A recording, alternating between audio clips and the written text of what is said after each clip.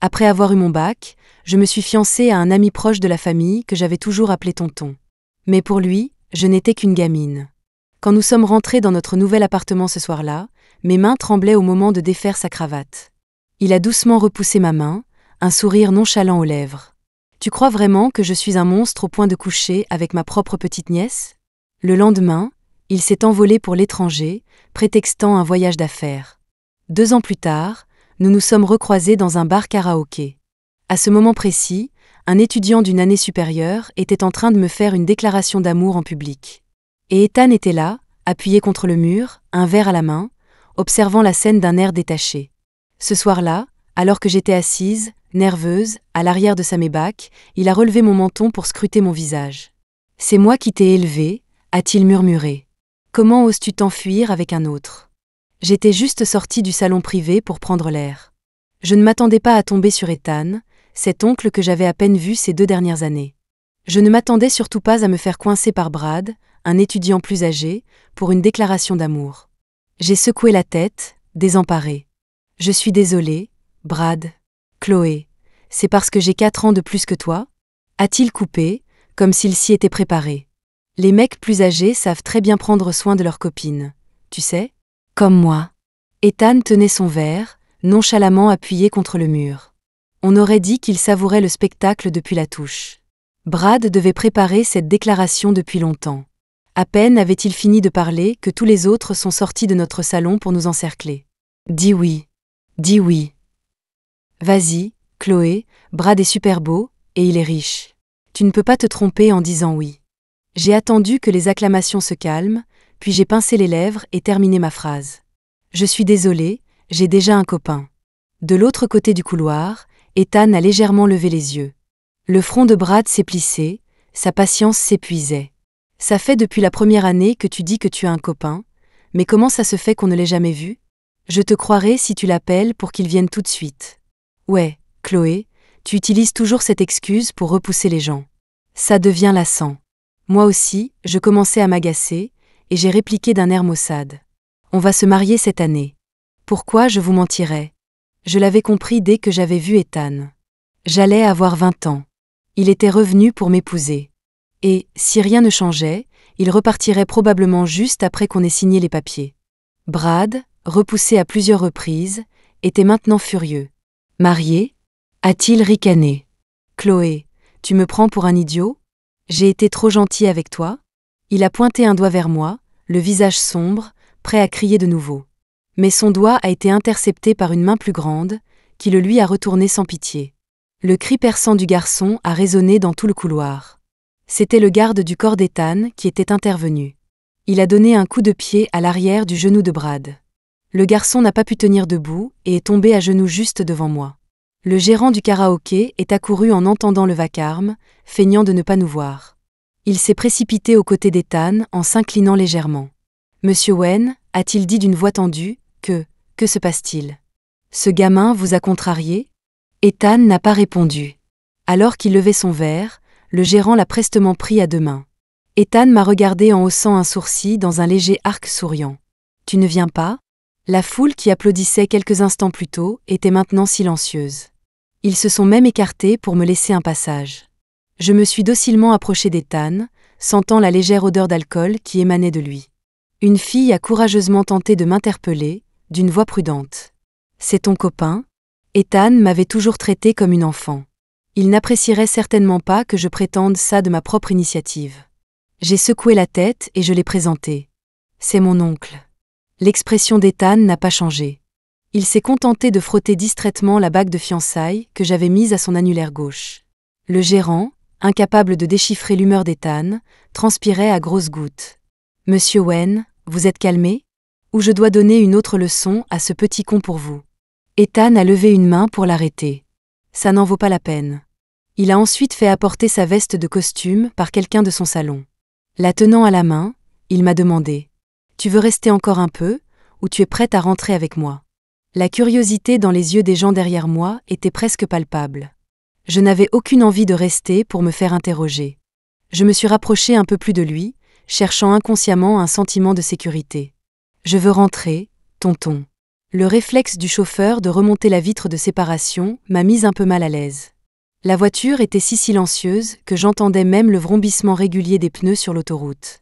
À côté de moi, Ethan avait les yeux fermés et se massait les tempes. J'ai crispé les mains sur mes genoux et j'ai rassemblé mon courage pour parler. « Tonton, tu as mal à la tête ?» ai-je demandé. Je peux te faire un massage. » Ça faisait presque 6 mois que nous ne nous étions pas vus. Ma relation avec Ethan était revenue à une distance polie. La voix basse et magnétique de l'homme contenait une pointe de sourire, incroyablement charmante. « Ah oui ?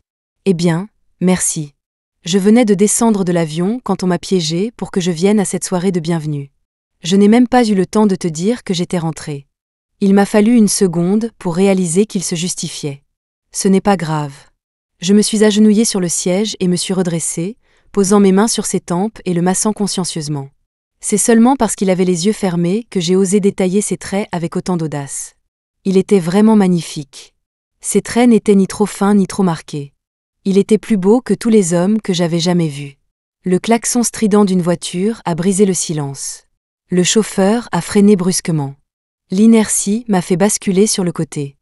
Ah ! Juste au moment où je pensais que j'allais tomber, une paire de mains m'a attrapé par la taille. Ethan m'a tiré directement sur ses genoux, en travers. J'ai instinctivement passé mes bras autour de son cou. Nos regards se sont croisés. Ses pupilles d'un noir d'encre reflétaient clairement mon expression hébétée. De si près, je pouvais sentir l'odeur plus forte d'alcool sur son col. Je suis revenue à la réalité et j'ai essayé de me lever, mais Ethan a maintenu ma taille, me gardant prisonnière. Il m'a dévisagée et a soudainement parlé. « Tu sors avec quelqu'un ?» Je l'ai regardé, confuse, ne comprenant pas pourquoi il me posait cette question. « Quoi ?» Le regard d'Ethan a balayé mon visage. Il a soudainement levé la main et m'a relevé le menton. J'ai eu le souffle coupé, trop nerveuse pour le regarder. Ethan était ivre, et la pression qu'il contenait habituellement était maintenant indéniable. « Tu as grandi, et tu es devenue audacieuse. Tonton. » J'ai agrippé la chemise sur son épaule et j'ai prononcé son nom, la voix tremblante. Le murmure de l'homme s'est fait plus faible, mais il semblait contenir une obsession indicible. « C'est moi qui t'ai élevé. Ne devrais-tu pas m'appartenir ?» Il a esquissé un léger sourire. « Comment oses-tu t'enfuir avec un autre ?» Je n'étais pas sûre de ce qu'Ethan voulait dire par là, et je n'osais pas trop y penser. Après tout, ces 2 dernières années, nous avions peut-être passé moins de 3 mois ensemble. Il m'avait même rejetée auparavant. Il ne m'aimait certainement pas de cette façon. Mais à ce moment précis, il était ivre et n'entendrait que ce qu'il voulait entendre, refusant de me laisser partir. Je devais mettre ma confusion de côté pour l'instant. J'ai maladroitement levé les mains et les ai enroulées autour de ses épaules. Luttant contre la chaleur qui me montait aux oreilles, j'ai murmuré. « Je suis à toi, je ne m'enfuirai pas. » En guise de récompense, Ethan a déposé un léger baiser sur mes cheveux. Sage fille. J'avais appelé la gouvernante en avance pour lui demander de préparer la chambre d'amis pour Ethan. Mais en arrivant, il est passé devant sans même la remarquer et m'a suivi dans la chambre principale. Son intention était claire. Honnêtement, cela devait arriver tôt ou tard. Après tout, dans 15 jours, le jour de mes 20 ans, Ethan et moi étions censés signer notre acte de mariage. Alors que je tendais la main vers sa cravate, mon cœur battait si fort que je me demandais s'il pouvait l'entendre aussi. Perdu dans le brouillard de l'inconnu, je ne savais pas quelle part de ce que je ressentais était de l'impatience. Ethan m'a regardé de haut, le regard calme. Quelques secondes plus tard, comme il y a 2 ans, il a doucement repoussé ma main. « Tu as encore peur ?» J'ai pincé les lèvres. « Je suis désolée, tonton. Mais c'était différent d'il y a 2 ans. C'était moins de la peur que de la nervosité. » Ethan a encerclé mon poignet avec sa main et l'a soulevé. Il a légèrement penché la tête, ses lèvres effleurant l'intérieur de mon poignet. « Pas besoin de t'excuser. Cette nuit-là, j'ai dormi blottie dans les bras d'Ethan. Mais j'étais encore inconsciemment tendue. Au milieu de la nuit, la main d'Ethan a doucement caressé l'arrière de ma tête. « Tu veux m'épouser ?» J'ai légèrement hoché la tête, répondant docilement. « Oui. » Comme pour prouver mes paroles, je me suis nichée un peu plus dans ses bras. Je crois que je dois aimer un peu Ethan. Ethan et moi étions fiancés depuis l'enfance, un arrangement entre nos familles. Il avait 9 ans de plus que moi et n'avait jamais pris cet accord ridicule au sérieux. Il m'a fait l'appeler tonton. Quand j'étais petite, pendant les années où mon père était à l'étranger pour développer son entreprise, c'est lui qui s'occupait de moi. Mais en terminale, l'entreprise de mon père a fait faillite. Le stress l'a fait vieillir d'un coup. Il est venu me voir, la voix lourde. Chloé, peux-tu épouser Ethan dès que tu auras ton diplôme? Vous n'êtes pas obligée de signer les papiers tout de suite, juste de faire le mariage. L'entreprise de papa a besoin du soutien financier de la famille Wen. J'étais fermement opposée à cette idée. Je ne voulais pas d'un mariage sans amour. De plus, à l'époque, je ne voyais Ethan que comme mon oncle. Mais mon père s'est effondré à cause du surmenage et a fini à l'hôpital. Assise à son chevet, j'ai finalement cédé. Cependant, quand mon père est allé en discuter avec Ethan, il a refusé sans la moindre hésitation. Le lendemain, mon père s'est agenouillé devant moi dès que je suis rentrée de l'école. Il pleurait de manière incontrôlable. Je suis tellement désolée, Chloé. Après ton diplôme, s'il te plaît, va voir ton oncle Lee. Ethan ne veut pas de toi, et je ne sais plus vers qui me tourner. Seul ton oncle Lee est prêt à m'aider. Ce fameux monsieur Lee avait 7 ans de plus que mon propre père, un gros ventre et pas beaucoup de cheveux. Plus important encore, il était marié. Mon père tremblait si fort que du sang a commencé à suinter à travers le bandage de son poignet. Après le refus d'Ethan, il n'avait pas supporté la pression des créanciers et avait tenté de se suicider en s'ouvrant les veines. Il n'avait pas réussi. Alors maintenant, il essayait de me pousser à la mort à sa place. J'ai couru sous la pluie jusqu'à la maison d'Ethan. Quand il a ouvert la porte et m'a vu, trempé jusqu'aux os dans mon uniforme scolaire, il a froncé les sourcils. Il m'a tiré à l'intérieur. Qu'est-ce qui s'est passé? Les larmes se sont mêlées à la pluie, dégoulinant sur le sol.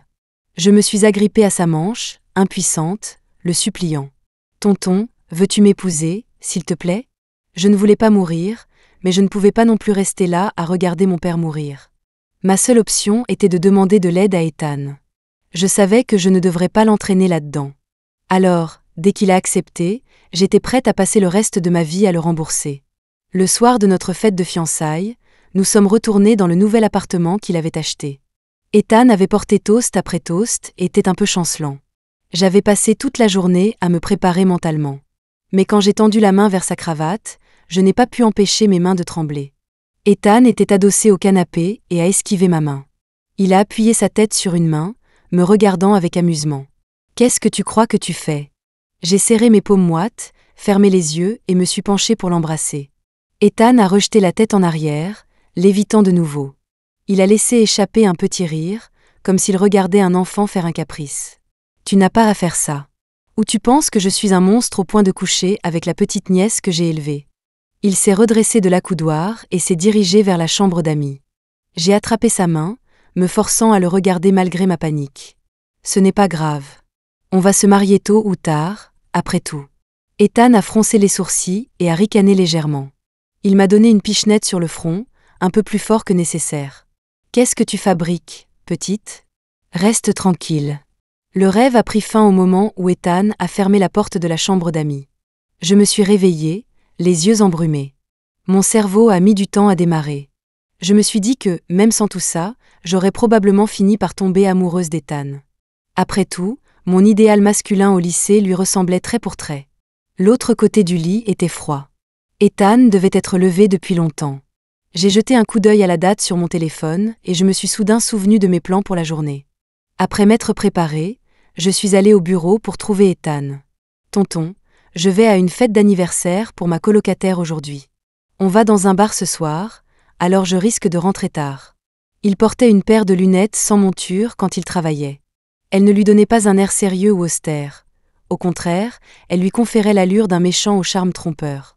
Ethan s'est penché en arrière dans son fauteuil pivotant, me regardant d'un air nonchalant. « Et si quelqu'un te fait une nouvelle déclaration d'amour en public ce soir ?» Son regard m'a fait rougir. J'ai marmonné. Je leur dirai simplement que je vais bientôt me marier. Sur ce, j'ai fermé la porte et me suis enfuie dans ma chambre. Ma colocataire avait initialement dit que ce ne serait que nous 4 de la résidence. Mais quand nous sommes arrivés au bar, il y avait déjà 4 garçons assis à notre table. Elle avait utilisé son anniversaire comme prétexte pour organiser une soirée de rencontre. Je l'ai regardée, le visage vide. Elle a joint les mains, expliquant d'un air pitoyable. Je n'arrivais pas à trouver assez de monde, il ne serait pas venu sinon. S'il te plaît, Chloé, reste juste un petit moment avec moi.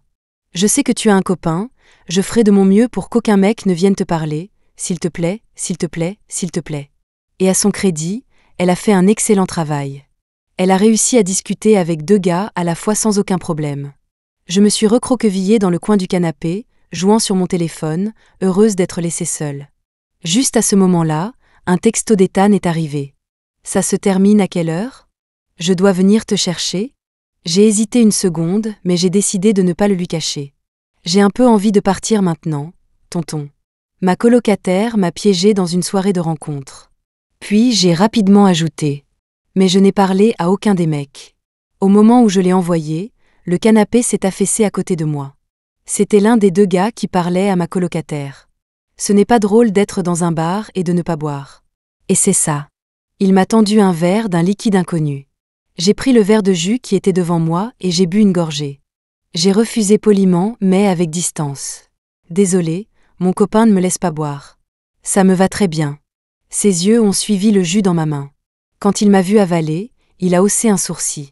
Ah, encore le fameux copain? Il a souri. On en parle dans toute la promo. La bombe du département a un copain fantôme, qui ne vient jamais la voir à la fac, mais elle est tellement folle de lui qu'elle a repoussé un nombre incalculable de mecs. J'ai esquissé un sourire forcé et n'ai pas répondu.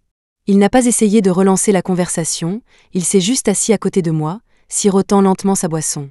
Ethan n'a pas répondu. Il était probablement en colère. J'ai soudain ressenti une vague d'irritation. Je n'étais pas sûre si c'était parce que le gars à côté de moi ne comprenait pas l'allusion, ou à cause du silence glacial d'Ethan. Un feu a commencé à brûler dans ma poitrine, de plus en plus chaud. Je me sentais si agitée que j'avais besoin de prendre l'air. Le gars semblait s'y attendre. Il a penché la tête et a souri. On dirait que tu as besoin d'une pause. Ma conscience s'estompait. Je n'entendais pas très bien ce qu'il disait. Je voulais juste désespérément éteindre la chaleur qui faisait rage en moi. Il a passé son bras autour de mon épaule et a annoncé aux autres. Je vais l'emmener prendre l'air. Elle a l'air assez saoule. Ma colocataire a fait un signe de la main. D'accord, assure-toi de bien t'occuper d'elle. Alors que le gars me tirait à moitié me portait hors de la banquette, il a été soudainement frappé en plein dans la poitrine. J'ai perdu mon soutien et j'ai trébuché en avant, pour être rattrapé par une étreinte familière qui semblait maintenant glacialement froide. L'agitation en moi s'est temporairement calmée. Patron, son jus a été drogué. Comment on s'en occupe? On m'a soulevé dans les bras, comme une mariée. D'au-dessus de moi est venu un verdict lent et délibéré. Brisez-lui la main droite et laissez-le devant le commissariat. Je me suis enfoui le visage dans le cou de l'homme alors que les supplications s'estompaient derrière nous. Je suis désolé, j'avais tort. Je ne le referai plus jamais. Lâchez-moi. La climatisation froide de la voiture a ramené une lueur de conscience. J'ai réalisé que j'étais assise en travers sur les genoux d'Ethan. Tonton, je me sens si mal, je me suis accrochée à lui, au bord des larmes. Il m'a tapoté le dos, son contact profondément réconfortant. Je t'emmène à l'hôpital maintenant. Tiens bon encore un peu. La peau fraîche de son cou, avec son léger parfum de bois de santal, était une tentation silencieuse. Comme si j'étais en manque de contact physique, je me suis instinctivement collée à cet endroit. Le corps d'Ethan s'est raidi. Pas d'hôpital. J'ai soigneusement embrassé son cou à nouveau, chuchotant des choses qui me feraient normalement rougir rien que d'y penser. Je te veux, tonton. La main qu'Ethan avait sur mon dos a commencé à chauffer sans qu'il s'en rende compte. Il a levé les yeux, croisant le regard du chauffeur dans le rétroviseur. Le chauffeur a immédiatement compris et a remonté la vitre de séparation. Ethan m'a tenu un peu plus loin de lui. Il semblait à la fois en colère et impuissant, souriant en me donnant une pichenette sur le front. « Qu'est-ce que tu fais? Tu essaies de me tenter maintenant. Tu me forces à profiter de toi ?» Il a fermement pressé mes hanches contre lui, me faisant prendre conscience qu'il n'était pas insensible. « Chloé, si je dois le faire, il faut que ce soit parce que tu le veux vraiment. » C'était peut-être la drogue, mais je ne pouvais pas contrôler mes émotions. La moindre blessure semblait magnifier 100 fois. Les larmes me sont montées aux yeux. Je me suis accrochée à son cou et j'ai rencontré son regard, les larmes coulant sur mes joues. « Qu'est-ce que je dois faire pour que tu croies que je t'aime bien ?» Ethan me fixait sans ciller, ses yeux sombres cachant un flot d'émotions sans fond. En réalité, son sang-froid s'effritait lentement. J'ai courageusement touché ses lèvres fines avec les miennes, puis je me suis retirée. Contrairement à ma timidité, Ethan gardait les yeux baissés, observant chacun de mes mouvements comme un observateur détaché. Mais quand j'ai pris sa main, la chaleur brûlante de ses doigts était indéniable. J'ai posé sa main sur ma poitrine, comme si je partageais un merveilleux secret avec lui. « Tonton, je suis une grande fille maintenant. Je ne parlais pas de mon âge. Après un long moment, Ethan a enfin parlé. Mais ses mots étaient pour le chauffeur. Sa voix était rauque de désir à peine maîtrisé. Faites demi-tour. On rentre à la maison. C'était la 3e fois que je prenais l'initiative. Ethan ne m'a pas rejeté à nouveau. La 2e fois, c'était l'année dernière. Après qu'Ethan se soit envolé pour l'étranger, sa mère est venue me voir une fois. Elle m'a gentiment suggéré de lui rendre visite à Houston plus souvent quand j'aurai le temps, pour cultiver notre relation. J'ai acquiescé avec empressement. Submergé par la culpabilité, je ne pouvais refuser aucune demande de la famille Wen. Au cours des 2 années suivantes, je me suis envolée pour voir Ethan plusieurs fois. Il revenait occasionnellement, pour mon anniversaire, par exemple. Être avec lui était toujours subtilement gênant, comme si je ne savais pas comment agir. Cette fois-là, j'y suis allée sans le prévenir. Quand j'ai atterri à l'aéroport, il a envoyé son assistant me chercher. Mademoiselle Smith, le patron est encore à un dîner d'affaires et ne peut pas se libérer pour l'instant. Je vais vous ramener à la villa en attendant. J'ai hoché la tête en silence. L'écran de mon téléphone était toujours sur la dernière alerte info. Une starlette aperçue en rendez-vous nocturne avec son petit ami millionnaire à l'étranger. Un mariage mondain à l'horizon. L'article était accompagné de plusieurs photos du couple s'embrassant devant une boîte de nuit, le visage de l'homme flouté. Mais sa carrure et son style vestimentaire étaient presque identiques à ceux d'Ethan. Plus important encore, dans le coin de la dernière photo, la plaque d'immatriculation d'une voiture n'était pas floutée. C'était la voiture d'Ethan. J'ai posé mon menton sur ma main, regardant fixement par la fenêtre. Une légère déception s'est installée dans mon cœur. Mais de quel droit pouvais-je le questionner ? C'est moi qui lui étais redevable, après tout. La gouvernante était déjà partie pour la journée, me laissant seule dans l'immense villa. J'ai ouvert ma valise pour déballer mes affaires, déjà résignée à l'idée qu'Ethan ne rentrerait pas ce soir. Vers minuit, le courant a soudainement sauté dans la villa. La seule lumière venait d'un lampadaire à l'extérieur. Le silence était teinté d'une qualité étrange. J'ai serré mes genoux dans mes bras et me suis assise dans le coin du canapé, appelant l'assistant d'Ethan à l'aide. Il y a une coupure de courant à la villa. Y a-t-il un générateur de secours ? Le générateur est tombé en panne il y a 2 jours et n'a pas encore été réparé. Sa voix s'est adoucie, essayant de me rassurer. Ne vous inquiétez pas, j'amène quelqu'un pour vérifier l'installation électrique maintenant. Juste avant que mon téléphone ne s'éteigne, j'ai entendu un bruissement à la porte d'entrée. Sans même mettre de chaussures, j'ai couru pieds nus vers la porte, le cœur battant, et j'ai allumé l'écran de l'interphone vidéo. La seconde suivante, la porte s'est ouverte. C'était Ethan. Je l'ai regardé, abasourdi. Tonton ? Avec la surprise, l'anxiété qui s'était accumulée en moi a soudainement disparu. Il n'avait même pas enlevé son manteau avant de me prendre dans ses bras. Il a laissé échapper un rire lent et moqueur. Ça ne fait pas si longtemps, et tu as déjà oublié tout ce que je t'ai dit. Combien de fois je t'ai dit de ne pas marcher pieds nus ? Son ton était plus indulgent que réprobateur. Ethan m'a déposé sur le canapé. Il s'est agenouillé devant moi, prenant mes pieds dans ses mains comme pour les réchauffer. Pourquoi ne m'as-tu pas appelé quand le courant a été coupé ? Je me suis appuyée sur mes mains, tripotant inconsciemment le bord du canapé. J'ai tourné la tête loin de lui. Je ne voulais pas vous déranger, toi et ta copine. Quoi ? Ethan a marqué une pause d'1 seconde, puis un petit rire lui a échappé. Il a tapoté du doigt sur la table basse à côté de lui. Il m'a regardé avec amusement. Ma copine, ce n'est pas toi ? Bien sûr que non. J'étais juste le petit fardeau qui le liait par un contrat de mariage. Je n'osais penser à une idée aussi mélodramatique qu'en moi-même. J'ai ouvert l'article et lui étendu silencieusement mon téléphone. Il y a jeté un coup d'œil et a expliqué. C'est Kane et sa copine. On était dans le même salon privé ce soir pour parler d'un contrat. Kane était le 2e fils de la famille Anne et travaillait actuellement comme vice-président sous les ordres d'Ethan. Alors c'était ça. Ethan tenait mon pied, sa prise ni trop serrée, ni trop lâche.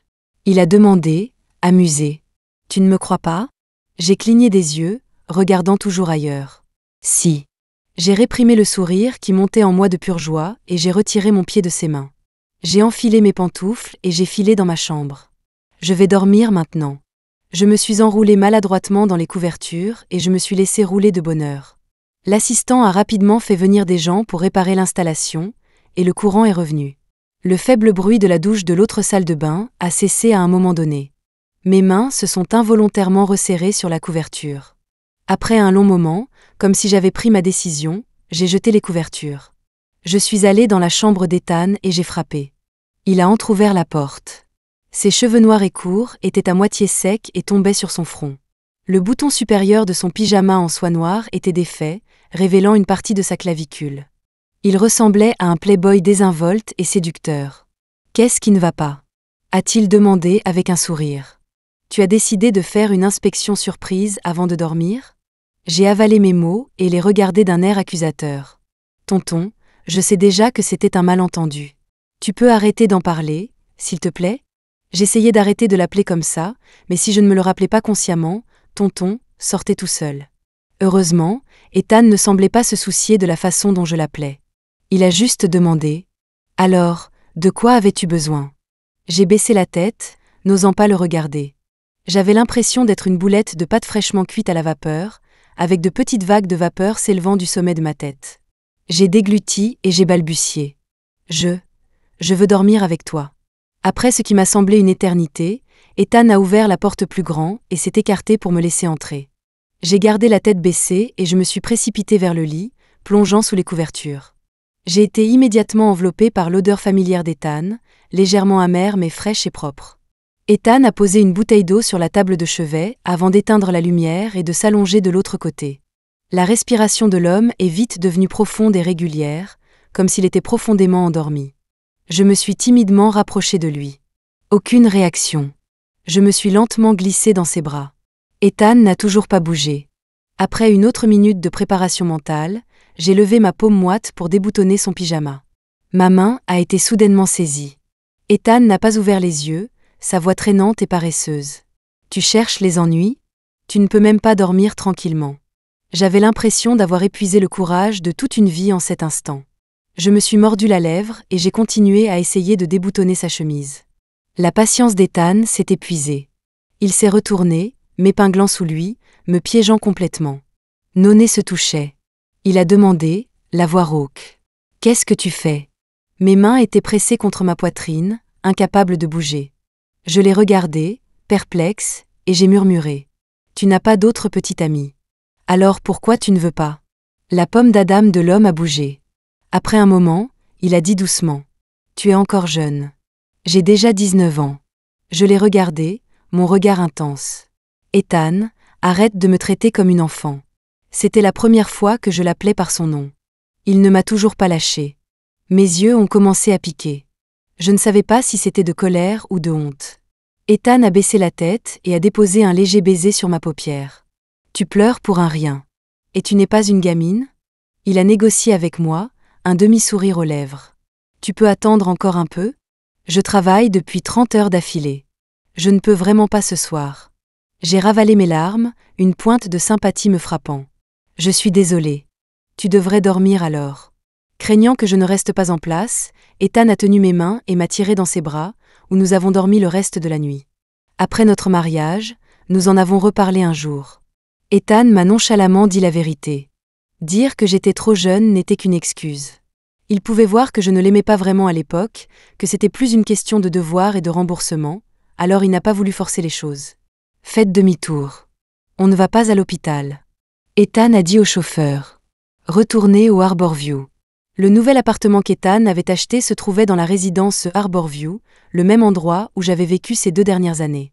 Mais la drogue submergeait progressivement ma raison, et mon contrôle de soi s'amenuisait. Tout mon corps hurlait son désir pour Ethan.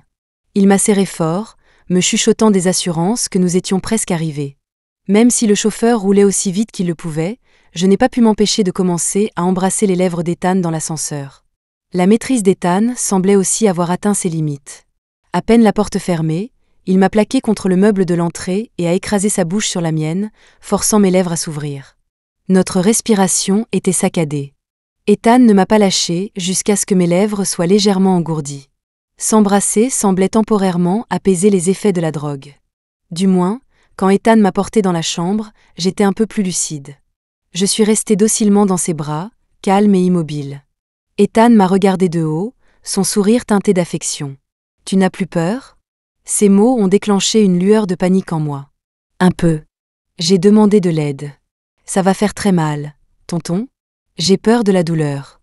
Il n'a pas répondu, me disant seulement de lui faire savoir si cela devenait inconfortable. C'était peut-être la drogue, mais ce n'était pas aussi désagréable que je l'avais imaginé.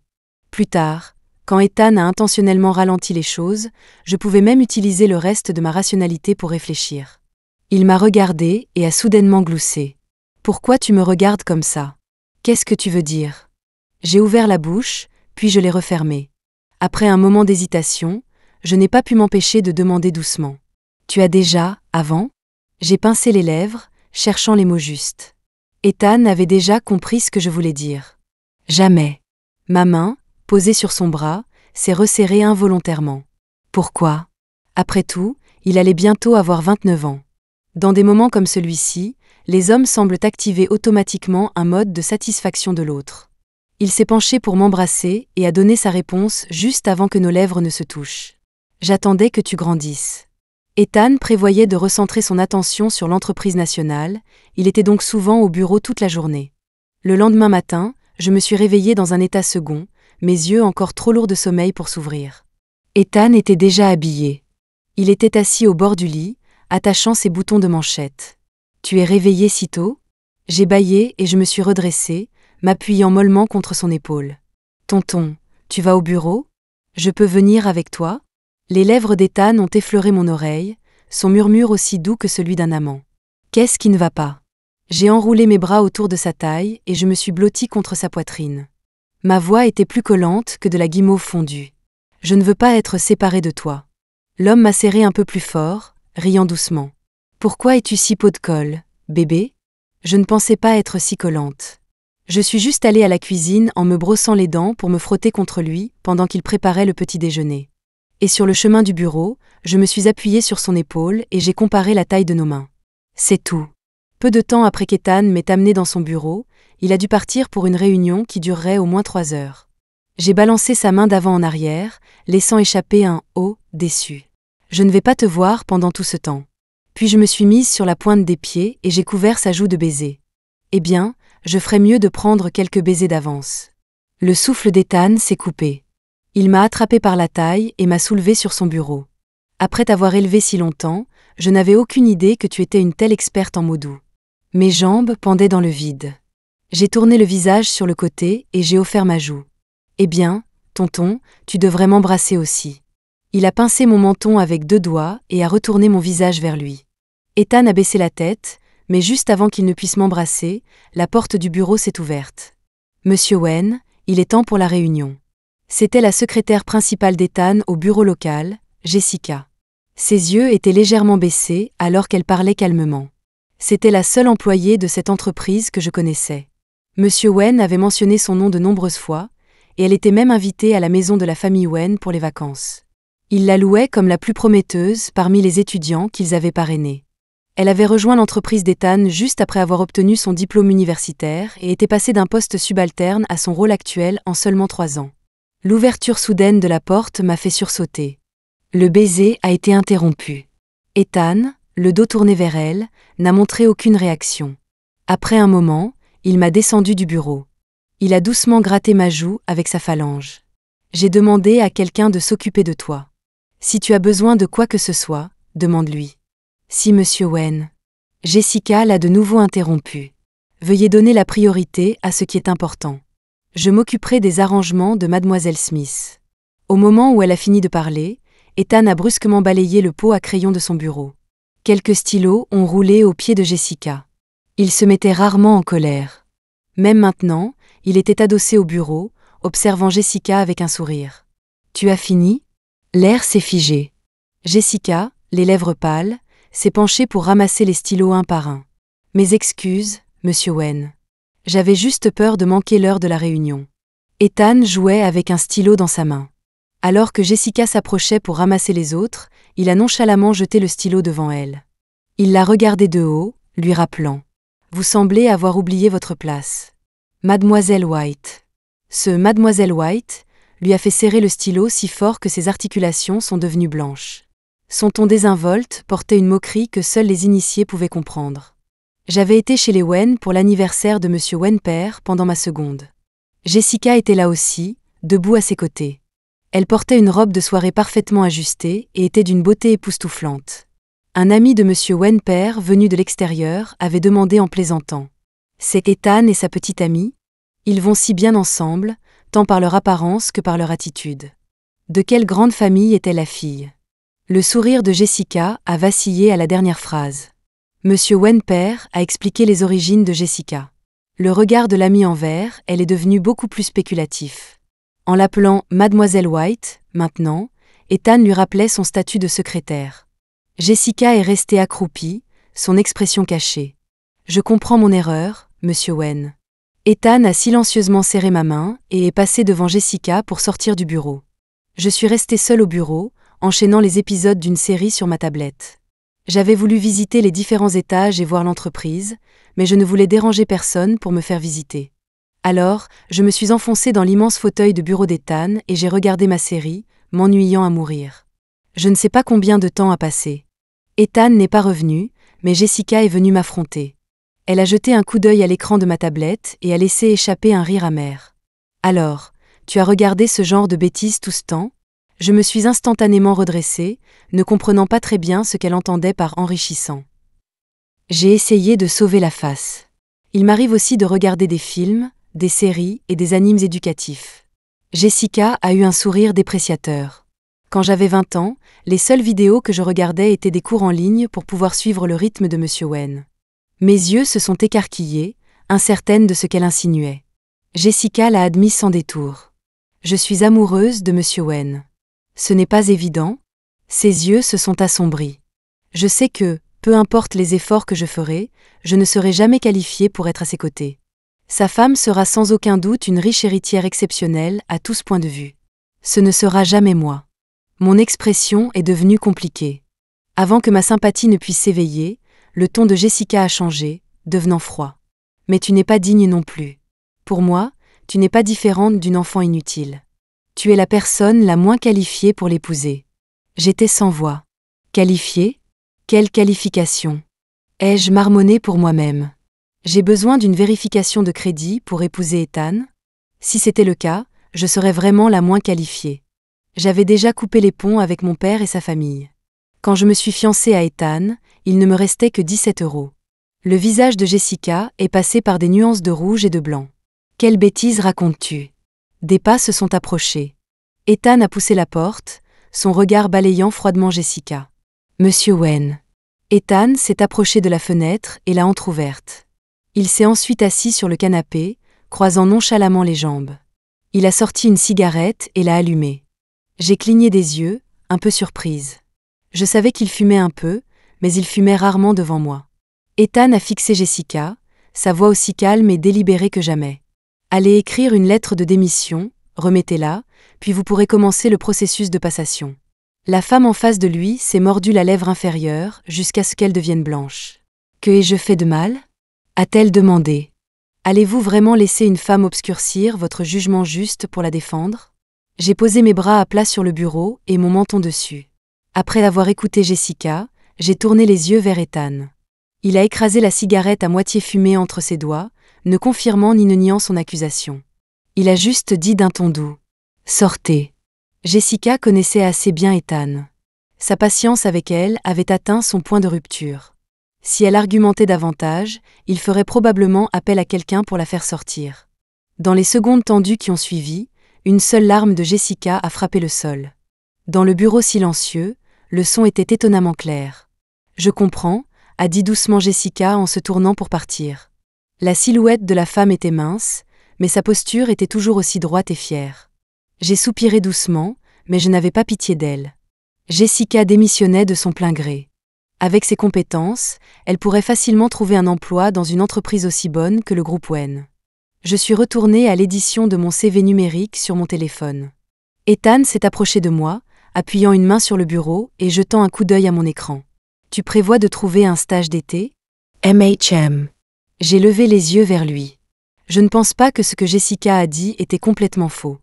Je peux m'améliorer, acquérir de l'expérience.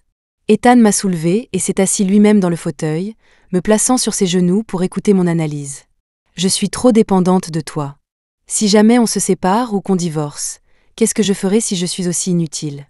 Ethan a lentement levé les yeux. Petite nièce, pourrais-tu répéter ce que tu viens de dire?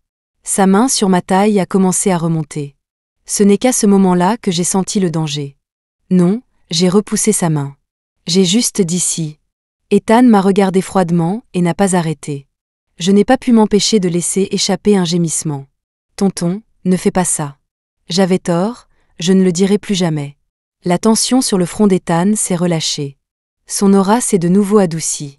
Il a baissé les yeux et a lissé les plis de mon ourlet, sa voix une menace douce. Il n'y aura pas de prochaine fois. J'étais encore agacée, alors je me suis penchée et je lui ai mordu la pomme d'Adam en représailles. Ethan n'a pas semblé le sentir du tout, sa main s'est juste posée à l'arrière de ma tête, me caressant les cheveux. L'homme doit être si vieux que ses organes défaillent, il ne sent même plus la douleur. Ethan a dit que je pourrais acquérir tout autant d'expérience en stage au groupe WEN. J'y ai réfléchi et j'ai acquiescé, manquant complètement la lueur d'un sourire indéchiffrable sur ses lèvres. Le lendemain, j'ai été affectée à travailler sous les ordres d'une des assistantes d'Ethan. Nous nous sommes regardés, et elle a eu un rire nerveux. « Vous avez, faim? Hein? Je pourrais vous emmener manger quelque chose ?»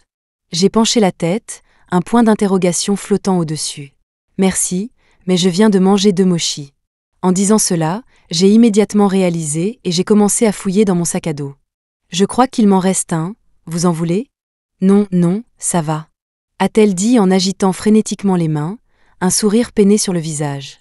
Après 3 jours de travail, j'étais déjà découragée. La théorie d'Ethan était complètement fausse. Il ne me donnait que des tâches faciles et abrutissantes.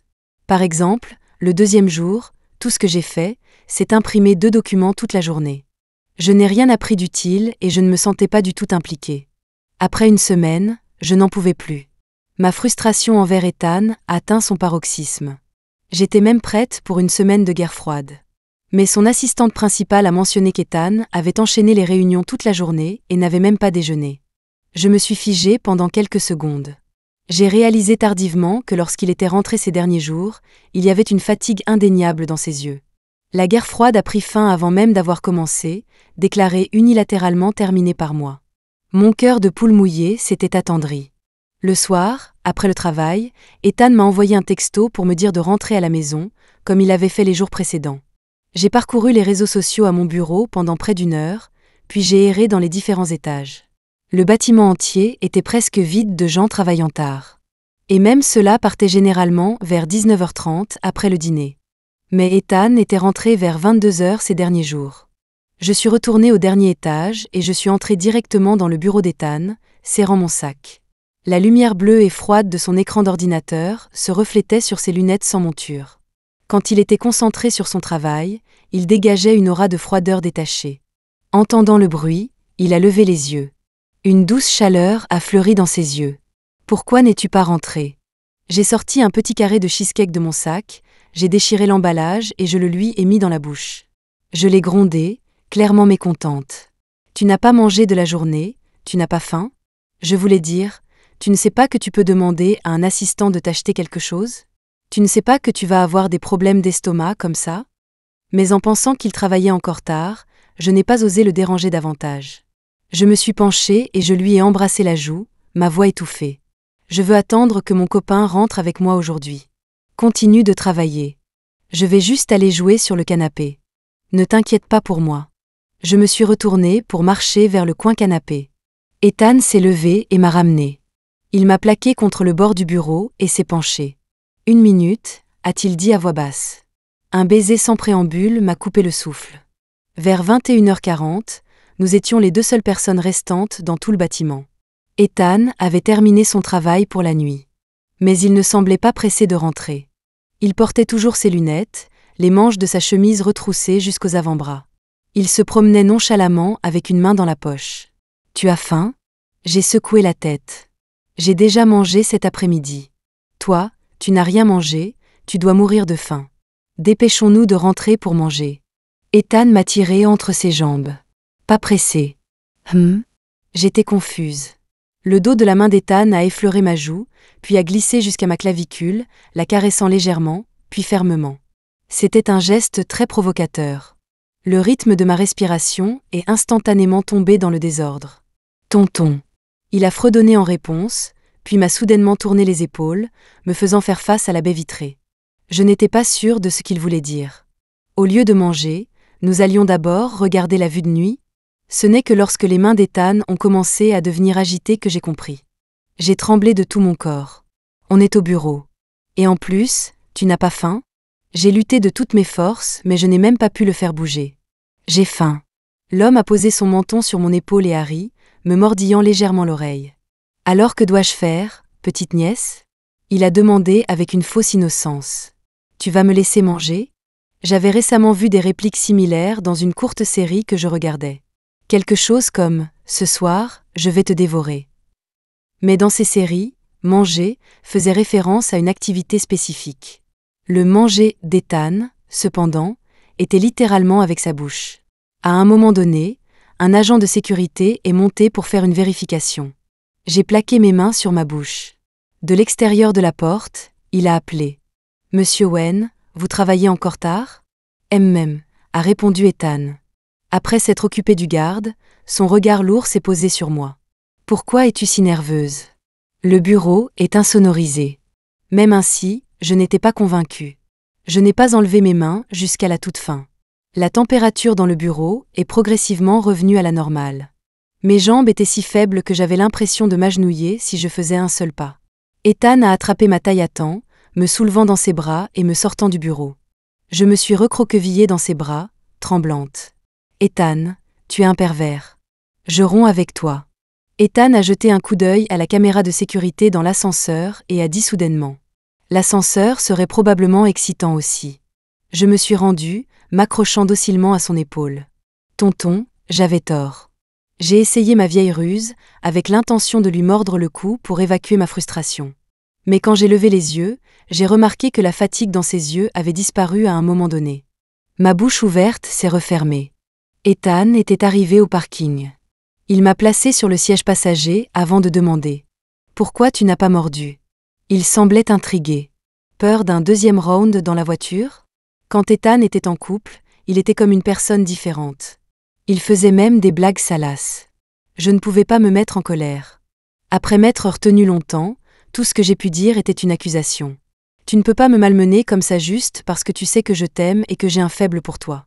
Il n'y aura pas de deuxième round aujourd'hui. J'ai froncé les sourcils sérieusement et j'ai dit d'une petite voix. La chose la plus importante en ce moment est que tu manges quelque chose. Rentrons à la maison. Je peux te faire un gâteau. Ethan m'a écouté en silence. Après un long moment, un sourire s'est répandu sur ses lèvres. Il s'est penché, attachant ma ceinture de sécurité, tout en me donnant un léger baiser sur les lèvres. Petite, tu devrais faire attention à ce que tu dis à l'avenir, aussi. Je n'avais pas juré ni dit de gros mots. Ses lèvres ont effleuré les miennes, sa voix légèrement rauque. Tu es toujours si direct. Je ne peux pas le supporter quand tu me dragues comme ça. Ethan n'avait vraiment aucun contrôle de soi. Clairement, tomber amoureux si tard dans la vie venait avec toute une série d'effets secondaires. J'ai passé mon 20e anniversaire à la maison de la famille Wen. Les deux parents d'Ethan ont laissé entendre qu'il était temps de signer notre acte de mariage et de faire le mariage. Mais maintenant, c'était Ethan qui n'était pas pressé. Me voyant hésiter pendant quelques secondes, il a pensé à tort que je n'étais pas préparée mentalement. Il a trouvé une excuse pour moi pour les repousser. Il a dit qu'il ne voulait pas me lier par le mariage si tôt, que nous pouvions simplement continuer à sortir ensemble pour le moment.